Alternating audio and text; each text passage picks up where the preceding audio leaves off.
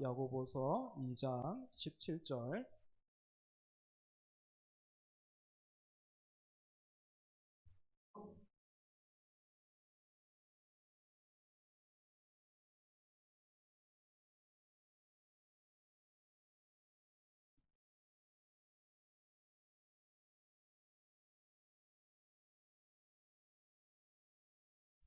야고보서 2장 17절 말씀, 한 절 말씀 우리 같이 합독할까요? 함께 읽습니다. 시작. 이와 같이 행함이 없는 믿음은 그 자체가 죽은 것이라. 한 번만 더 읽겠습니다. 시작. 이와 같이 행함이 없는 믿음은 그 자체가 죽은 것이라. 아멘. 2주 전에 우리는 믿음과 관련해서 믿음은 우리의 지적인 동의, 이 지적인 동의가 물론 필요합니다. 그죠? 하지만 믿음은 지적인 동의나 내 자신의 확신의 크기, 그것만을 말하는 것이 아니라 그리스도의 순종과 신실함을 가리키고 의지하는 통로가 된다. 그렇게 했습니다. 그래서 여러분, 믿기만 하면 구원을 받는다. 이 말에는 앞에 이런 표현이 생략되어 있다 이렇게 생각하시면 틀림없습니다. 오직 그리스도의 순종을 통해, 이 말이 생략되어 있는 거예요. 오직 그리스도의 순종을 통해. 그래서 우리가 안전한 문장으로 한번 고백해 본다면 이렇게 말할 수 있겠죠. 오직 그리스도의 순종을 통해 믿기만 하면 구원을 받는다. 이렇게 우리가 고백할 수 있을 겁니다. 그래서 여러분 참 신기한 게 어떻습니까? 이처럼 믿음이 우리로부터 시작되고 또 결실맺고 뭐 이런 게 아니라서 여러분 어떻습니까? 때로는 이 믿음으로 살아가고 또 하나님 말씀대로 살기 너무 힘들고 어렵고 그래서 종종 어떻게 뭐 경험들이 한 번씩은 다 있을 겁니다. 이제 그만하고 싶죠, 그죠? 이 아들의 옷, 구원받은 이 옷, 이 벗어 던지고 싶고, 신앙의 옷, 믿음의 옷, 이거 벗어 던지고 싶은데, 여러분 되던가요? 안 돼요. 예, 이거 벗어 던지고 싶은데, 안 된단 말입니다. 그죠? 내 마음대로 그것도 안 돼. 왜 그렇습니까? 오직 그리스도의 순종을 통해 믿기만 하면 구원을 받는다. 이 약속 안에 우리가 들어와 있기 때문이죠. 오늘도 역시 이 믿음과 관련해서 한번 생각해 보려고 하는데요. 죽은 믿음도 있는가? 있다면 무엇이고, 그렇다면 살아있는 믿음은 무엇인가 하는 것을 생각해 보려고 합니다. 워밍업이라고 할까요? 몸풀기. 베드로전서 1장 3절을 보면 이런 말씀이 있어요. 제가 한번 읽어보겠습니다. 우리 주 예수 그리스도의 아버지 하나님을 찬송하리로다. 그의 많으신 긍휼대로 예수 그리스도를 죽은 자 가운데에서 부활하게 하심으로 말미암아 우리를 거듭나게 하사 산 소망이 있게 하시며. 베드로 사도가 지금 뭐라고 말하고 있습니까? 예수 그리스도의 부활을 가리켜서 우리의 뭐가 됐다? 산 소망, 살아있는 소망. 베드로는 지금 예수님의 부활을 가리켜서 산 소망, 살아있는 소망이라고 말하고 있는 거예요. 여러분, 살아있는 소망이 있다면 죽은 소망도 있을까요? 그렇다면 산 소망은 무엇이고 죽은 소망은 무엇이겠습니까? 우선 산 소망은요, 가능성이 아니라 확실성에 근거한 소망입니다. 산 소망은 가능성이 아니라 확실성에 근거한 소망이다. 예를 한번 들어보겠습니다. 여러분은 이렇게 주무시다가 꿈을 많이 꾸십니까? 꿈을 많이 꾸는 편이세요? 저는 거의 꿈을 안 꿔요. 아예 꿈을 안 꾸는데, 제법 됐습니다. 제법 됐는데, 어느 날, 제가요, 대통령 꿈을 꿨습니다. 진짜. 그것도 대통령을 멀리서 보기만 한 게 아니고, 대통령이 저한테 와가지고 안아줬어요. 여러분, 이런 꿈 꾸면 뭐 해야 됩니까? 예, 그죠. 복권 안 샀는데, 지난번에 제가 강단에서 한번 말씀드렸죠. 저는 복권 안 사겠습니다. 왜냐하면 제가 너무 연약해가지고 딴 거 의지할까봐 저를 못 믿기 때문에 저는 복권 이제 안 삽니다. 뭐 그렇게 말씀드린 적 있는데 복권은 안 샀는데 가정해보죠. 이 보통 꿈이 아니잖아요. 그죠? 제가 안아달라고 한 것도 아니라니까요. 대통령이 와가지고 그냥 안아줬어요. 그것도 백허그로 안아줬단 말이에요. 그래서 제가 이제 복권을 샀다고 한번 생각해 보죠. 그리고는 제가 이렇게 말하는 겁니다. 내가 대통령 꿈까지 꿨으니까 이 복권은 결과를 볼 것도 없다. 이 뭐 확실하다. 이제 며칠만 지나면 뭐 재정적으로 어렵고 힘든 상황 다 해결될 거야. 여러분 이렇게 제가 생각한다면 이건 산소망이 아니라는 거예요. 마찬가지로 사업을 시작하면서 누구나 가지는 성공에 대한 기대나 우리가 자녀를 기르면서 가지게 되는 막역한 그 기대 역시 산소망이라고 할 수가 없습니다. 사실 이런 가능성이요, 우리의 소망이 될 수 없다라는 것은 사람들이 이미 알아요. 우리가 이미 압니다. 그래서 여러분 혹시 여러분 그 매주 복권 이렇게 구매하시는 분들 계실지 모르겠습니다. 로또 이렇게 구매하시는 분들 계실 수도 있을 텐데 제가 가가지고 뭐 이렇게 복권 샀으니까 저한테 밥 좀 사세요. 이렇게 식사 같이 하시죠 하면서 하면 뭐라고 생각하시겠습니까? 뭐라고 말씀하시겠습니까? 아니 되지도 않았는데 무슨 밥부터 사라 그러냐면 그거는 말이 안 된다라고 할 거잖아요. 그죠? 내가 이번 주에 복권을 샀고 당첨될지도 모른다는 기대감으로 다른 사람에게 미리 밥을 사는 사람 한 사람도 본 적이 없습니다.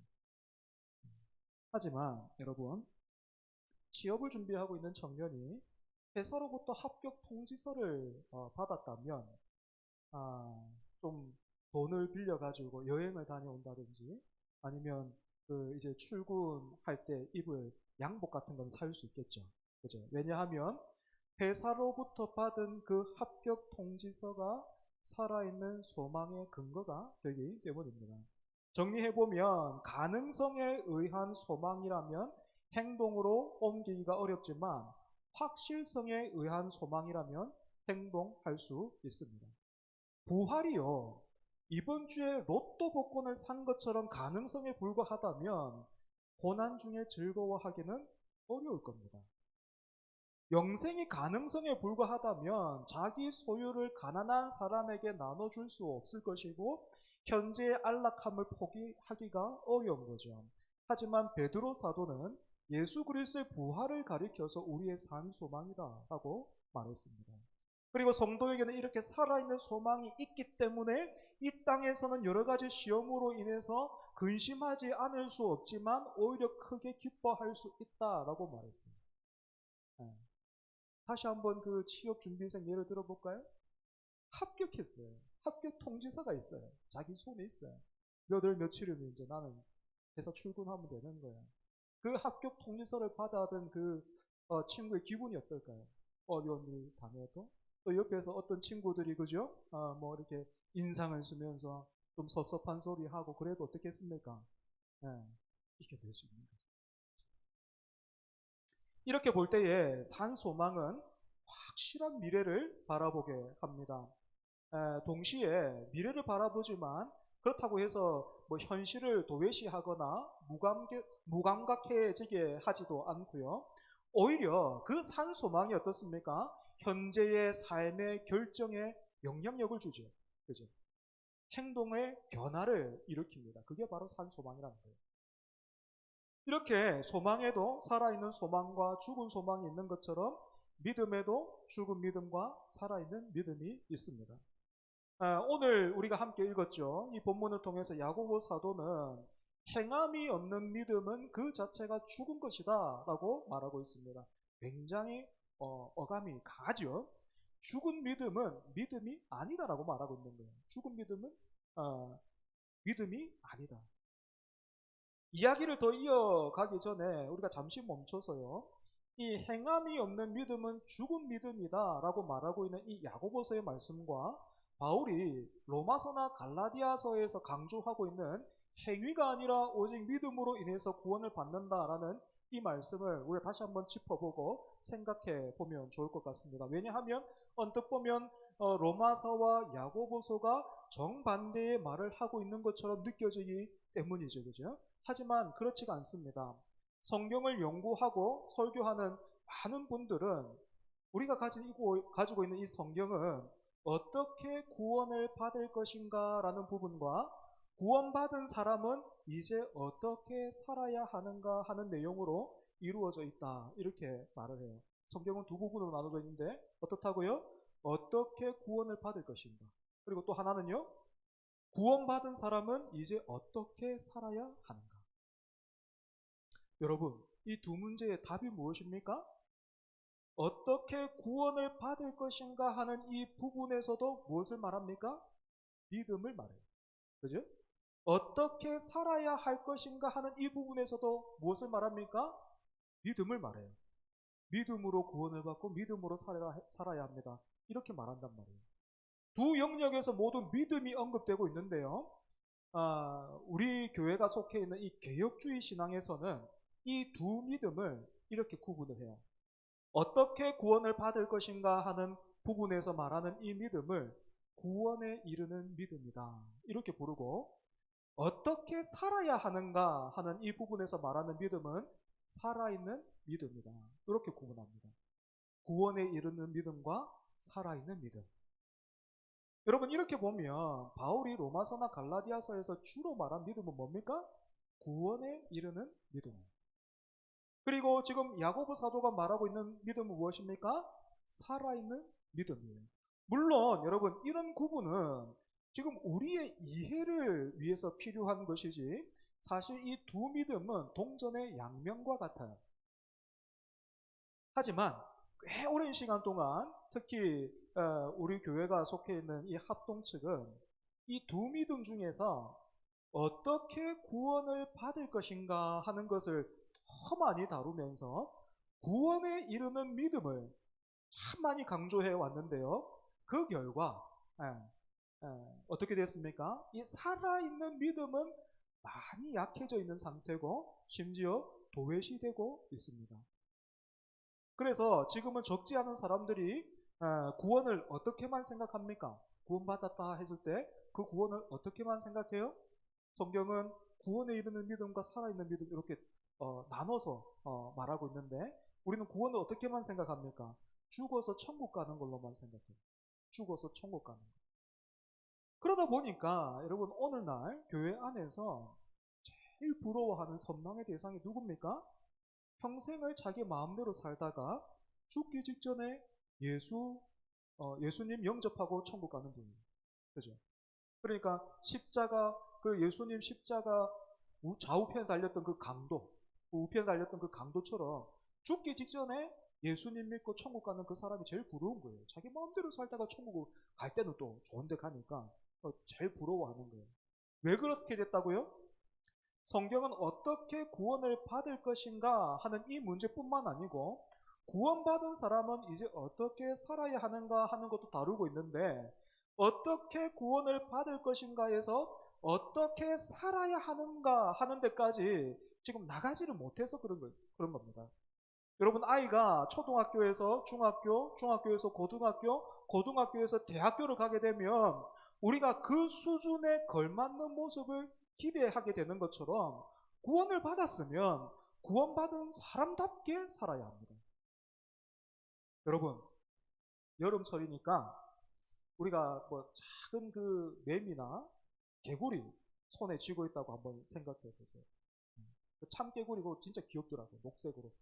이게 자그만하고 귀엽던데 그걸 여러분 지금 손에 딱 쥐고 있다고 생각해 보십시오.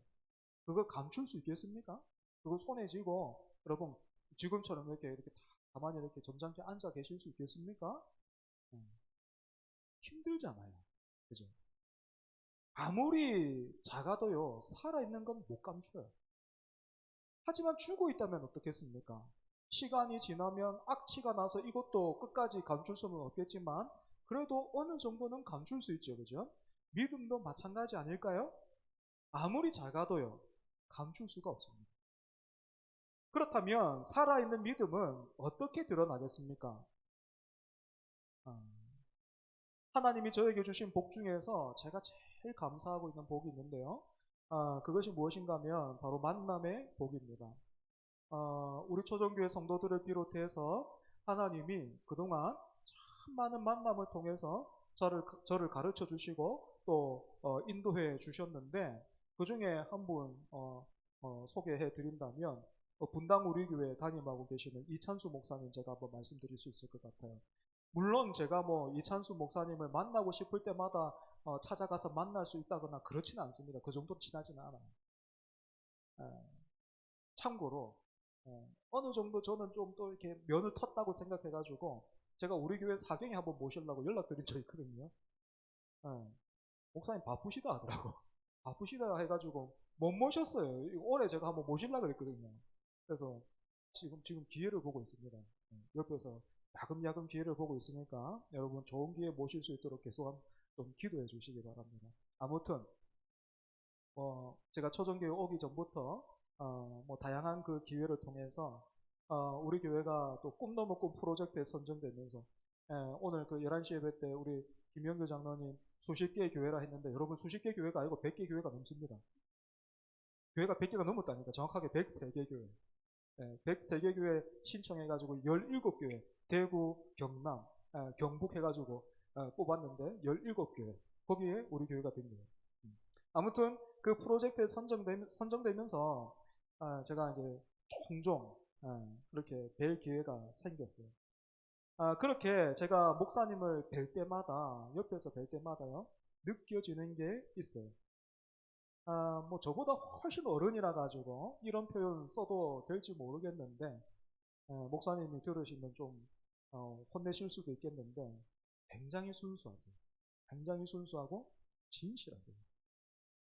제가 어려서부터 지금까지 신앙생활을 하면서 또 사역자로서 교회에서 이런저런 일 해오면서 제가 얼마나 많은 목사님 만나봤겠습니까? 그죠?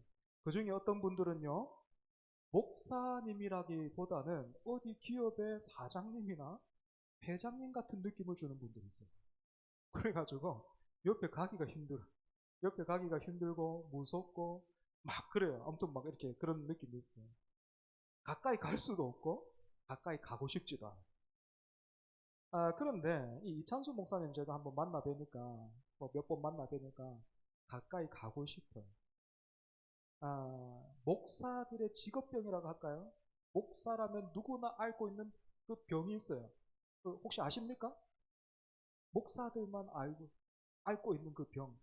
여러분들 목사님을 많이 만나 보셨기 때문에 알 수도 있을 것 같은데 여러분들이 피해도 당했을 거고 어려움도 당했을 텐데 목사들만 앓고 있는 병 뭐, 맞추시면 제가 커피 사드릴게요. 뭔지 아십니까?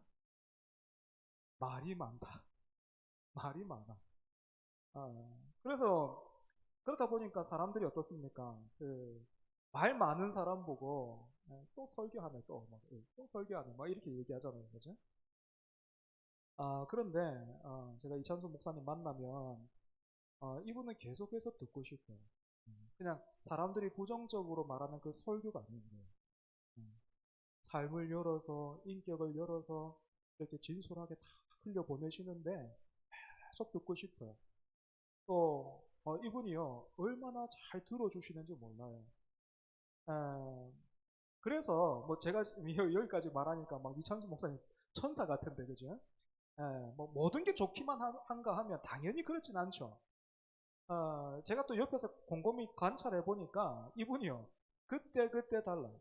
그때 달라요. 무슨 말인가 하면 이분이 기도하시다가 하나님 마음이 딱 와닿잖아요. 하나님이 이렇게 딱 말씀하시는 것 같다 싶으면 어떤 일은 딱 하기로 해놓고 갑자기 그 주에 막 취소시켜버려요.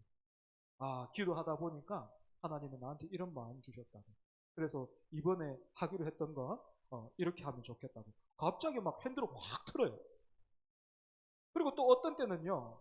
계획에 없었던 그 일을 막 시작을 해버려요. 그래서 모르긴 몰라도 저처럼 좀 이게 좀 거리가 있는 그런 관계에서는 참 목사님 좋은 분인데 아마 함께 그 동력하고 있는 부목사님들은 5분 대기조일 거예요. 5분 대기조. 그때 다르니까 목사님 기도하다가 나오면 막 뭐가 달라질지 모르는 거예요. 이찬수 목사님의 이런 성향이나 모습이 어떤 분들에게는 줏대가 없고 즉흥적이고 독단적으로 다가올 겁니다. 사람이 완전하지 않으니까 그럴 수는 있겠죠. 하지만 저는요, 몸부림이라고 생각해요. 몸부림이다. 어떻게 해서든지 이 땅의 명예나 성공이나 사람들의 환호나 인정에 잠기지 않고 물들지 않으려고 부단하게 하나님 말씀 앞에서 몸부림치는 것으로 보여요. 이런 몸부림이 설교에서나 삶에서 진솔함과 순수함으로 묻어나오는 거죠. 그리고 여러분, 이런 분들을 딱 만나면요, 어떤 마음이 저한테 어떤 생각이 딱 들어오냐면, 나는 왜 이것밖에 안 될까? 역시 저분 보니까 사람은 타고나는 게 다른 거구나. 뭐 이런 생각이 드는 게 아니고요. 나도 다시 정신 차려야지. 나도 저렇게 살아야지. 나도 저렇게 기도해야지 하면서 방향을 딱 이렇게 보게 되고 위로와 격려를 받아요. 결과적으로 저는 이찬수 목사님을 통해서 목사다운 목사를, 살아있는 목사를 보고 있는 거죠. 그죠? 그런데 이렇게 한편에는 목사다운 목사, 살아있는 목사가 있다면 또 다른 한편에는 죽은 목사가 있어요. 죽은 목사.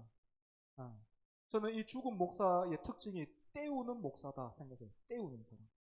목사다운 목사는 말씀에서 하나님의 뜻과 마음을 구하고 찾아서 강단과 삶에서 그 인격을 통해서 흘려보내기를 애를 쓴다면, 때우는 목사는 말 그대로 설교 시간을 때우고 예배 시간을 때우고 기도 시간을 때우는 거예요.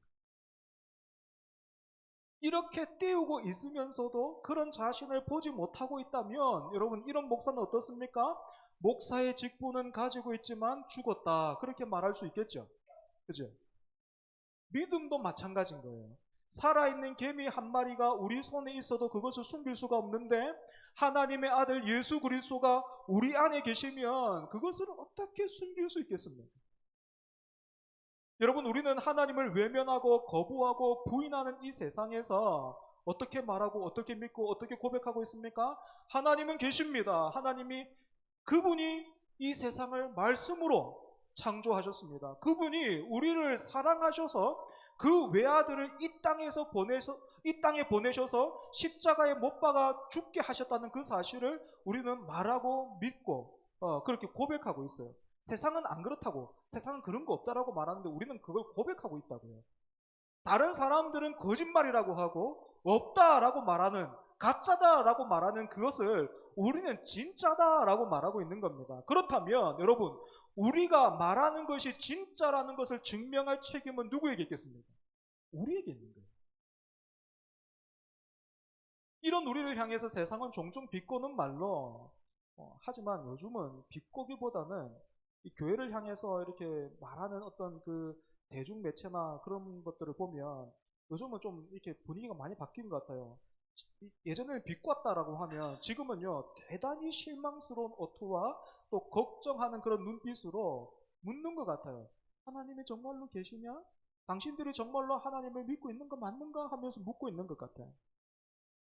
여러분, 여기에 하나님 정말로 계시냐? 당신들 정말로 하나님 믿고 있느냐? 여기에 이런 질문에 우리가 이렇게 답을 한다고 생각해 보십시오. 하나님 믿으니까 일요일 아침하고 오후에 교회에 와 있는 거고, 헌금도 하는 거고, 단기 선교도 나가는 거고, 수련회도 가는 거고, 그렇게 그런 거지. 여러분, 이렇게만 대답한다면 그건 답이 될 수 없단 말입니다.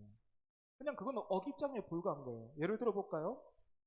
아내가 저에게 여보, 당신은 집에만 오면 꼭 투명인간 같아, 이렇게 말한다면 이 말은 무슨 뜻입니까? 당신이 이런저런 일에도 좀 집에 와서 좀 힘도 써주고 관심도 가져주면 좋겠어, 이런 일들은 같이 하면 좋을 것 같아, 뭐 그런 뜻이잖아요.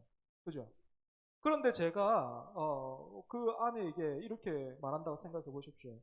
무슨 소리야, 내가 지금 아까부터 여기 있는데 계속 내가 여기 있는데 하면서 제가 침대에 가만히 누워 있다면 여러분, 그건 어떻습니까?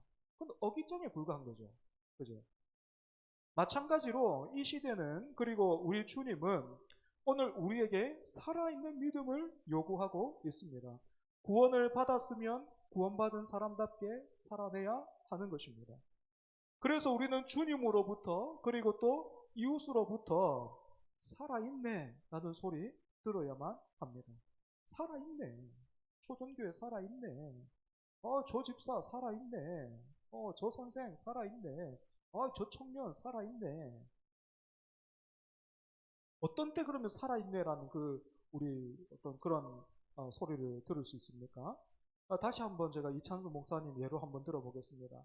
교인들이 2만 명이 넘어갔습니다. 가만히 계셨으면 아마 3만 명도 시간 문제지 않았을까요? 그랬는데 교인 숫자가 2만 명이 넘어갈 때 목사님이 기도하시다가 하나님이 그렇게 자신에게 주셨다 하면서 그 말씀 이렇게 선포하면서 29개 교회로 분립개척했어요. 그리고 본인이 또 그렇게 말했습니다.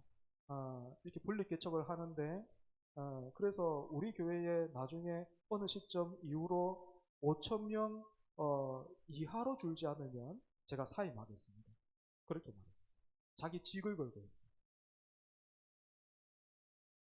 누군가는 이렇게 29개 교회로 그렇게 분립 개척을 하는 것을 보면서 이런 말들을 했습니다.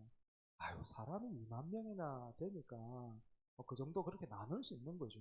아니, 그렇게 나누고도 그 교회 5천 명이나 있으면 5천 명도 큰 교회잖아요, 그죠? 5천 명이나 있으면 야, 그거 할 만하지. 나도 그렇게 할 수 있겠는데?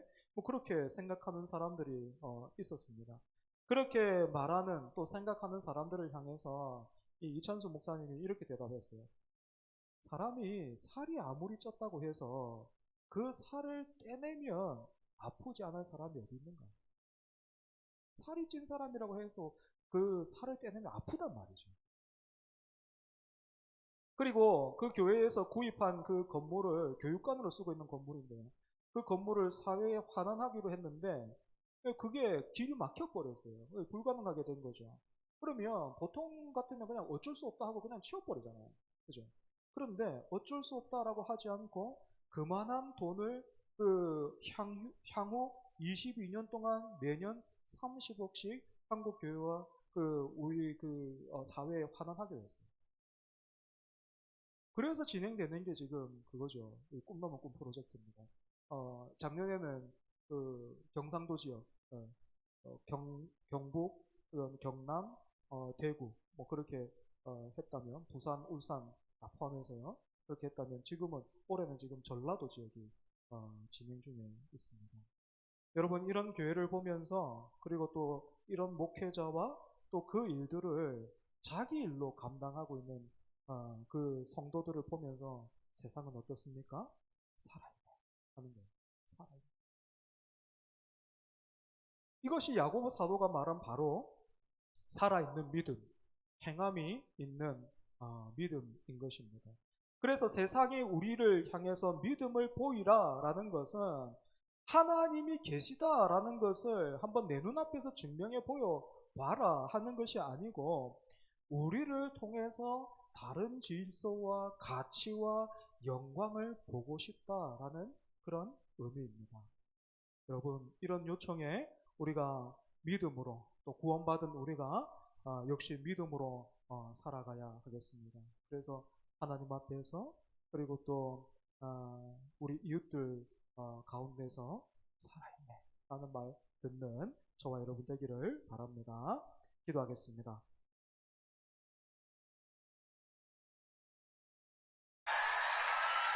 행함이 없는 믿음은 죽은 믿음이라 말한 하나님의 그 말씀을 다시 한번 우리가 되새깁니다.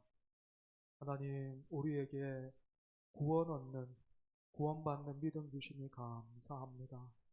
하나님, 이제는 우리가 구원받았으니 구원받은 사람답게 살아갈 수 있도록 우리에게 살아있는 믿음 허락하여 주시옵소서. 하나님, 그래서 참으로 우리가 주님 앞에서 그리고 또 시대와 사회와 이웃들 사이에서 하나님의 이름을 거룩히 여기며 하나님의 나라를 확장시켜 나가며 하나님의 뜻을 받들어 섬기며 살아있네 라는 그 말들로 하나님의 그 영광을 드러낼 수 있도록 주여 우리를 새롭게 하여 주시고 은혜와 믿음을 더하여 주시옵소서. 예수님 이름으로 기도합니다. 아멘.